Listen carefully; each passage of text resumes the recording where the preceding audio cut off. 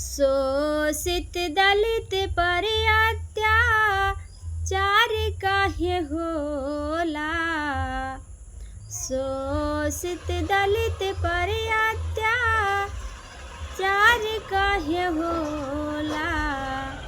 हम दलितन पर विचार काहे होला।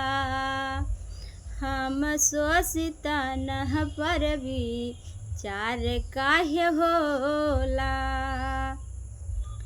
जवन केस बड़े बड़े वो किल ना संभाले। उहई केस साहब जी सा मारी के देखावाले।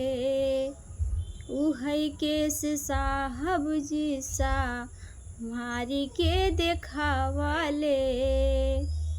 साहब के दिहल आज सा जाए मौत होला।